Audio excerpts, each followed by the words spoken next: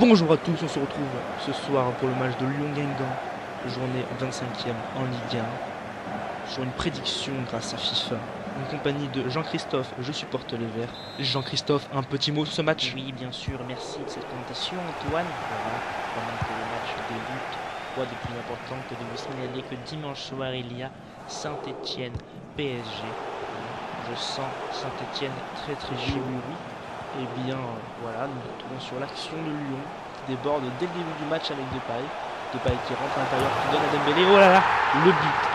Le but, ça c'est sympa. Ça fait 3 minutes 40 que l'on joue et Lyon qui ouvre déjà la marque avec qui d'autre que Moussa Dembélé, l'homme en force selon certaines sources que j'ai à ma disposition. N'ayant pas fait un match grandiose à Nice, il se fait pardonner ce soir en marquant dès la 3e minute de jeu. Oui, effectivement, Lyon et Dembélé font preuve de réalisme ici, c'est ce qui leur a manqué à Nice. Ne m'en déplaise, parce que, évidemment, un week-end sans une victoire de Lyon est un bon week-end. Merci Jean-Christophe pour cette information. Et nous retrouvons ici, encore une fois, Dembélé qui loupe sa frappe. Mais on sent un Lyon très offensif ce soir. Encore une fois, alors que nous nous retrouvons aux alentours de la 20e minute de jeu, Lyon qui déborde sur le côté, qui centre. Mais Caillard est attentif et cela fait beaucoup de bien à l'en avant de Lyon. Il faudra alors attendre la 44e minute pour voir l'en avant de Guingamp se porter vers l'attaque avec le jeune Marcus Thuram. Cependant, Léo Dubois reste concentré. Effectivement, rien ne réussit à Guingamp durant cette première mi-temps.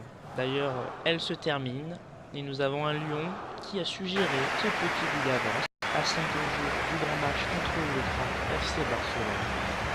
Effectivement, Jean-Christophe, nous avons vu un Lyon très bon avec un Dembélé important et cela est encourageant si que Fekir manquera l'appel mardi soir. Nous voyons un Lyon qui a beaucoup la possession, quelques occasions et un Guingamp qui n'a quasiment aucune occasion et cela est inquiétant pour la deuxième mi-temps. Nous voilà de retour avec un corner pour l'en avant de Guingamp, malheureusement mal négocié à l'image de cette première mi-temps.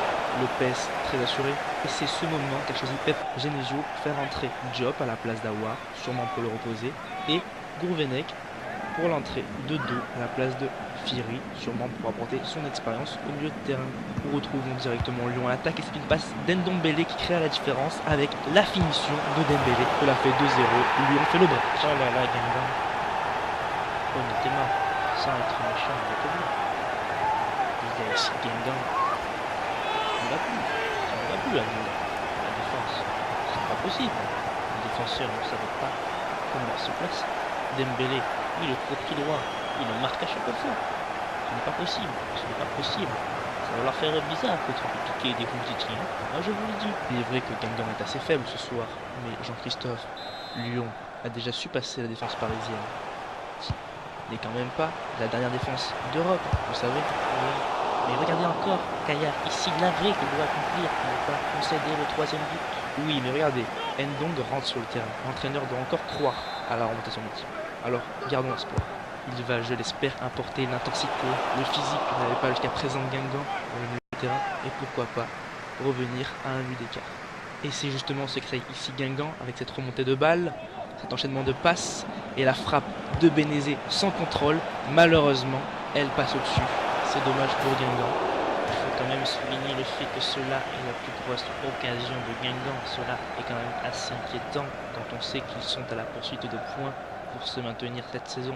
Et ce n'est pas, si je puis dire, Rodelin qui va porter cette attaque guingampaise en cette fin de match. Je n'y crois peu. C'est peut-être un peu tard, effectivement. On retrouve ensuite Lyon à l'attaque avec ce centre et la tête de Léo Dubois et le but, le 3e but de Lyon qui se régale ce soir. Et vous, qu'en pensez-vous, donc Christophe? Moi, ce que je remarque, hormis le fait que Dubois se retrouve en position de numéro 9, c'est qu'il y a une grande tache verte sur le maillot de Dubois. J'espère que cela n'est pas une provocation qui serait de très mauvais. Jean-Christophe, vous voyez plutôt ce ralenti magnifique avec cette tête qui dépose le gardien sur les fesses. Le pauvre ne peut malheureusement pas grand-chose dans ce match. Il est maintenant trop tard pour l'en avant de Guingamp pour réagir. Pas grand-chose à se mettre sous la dent pour les attaquants de Guingamp. C'est une fin de match assez triste pour eux, qui vont même subir les dernières actions lyonnaises. Une nouvelle attaque côté gauche lyonnaise avec ce déboulé de Dubois, une passe pour Terrier, celui-ci frappe et cela passe juste à côté, vraiment juste à côté des cages de Caillard. Encore une fois, regardez cette liberté pour ce joueur. Caillard, pauvre gardien, qui subit les foudres lyonnaises ce soir. Et voilà, nous nous approchons de la fin du match. Un match mené de bout en bout par l'Olympique lyonnais. C'est une victoire qui est malheureusement méritée. Oui, effectivement, Jean-Christophe, ce soir, Lyon était trop fort pour gagner. Dembélé est très bon. Lyon a fait un match solide à quelques jours du match contre Barcelone.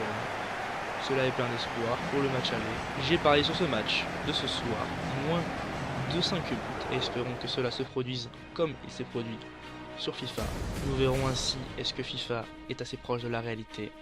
C'était sur la chaîne de Todd 23 avec les prédictions FIFA. A très bientôt.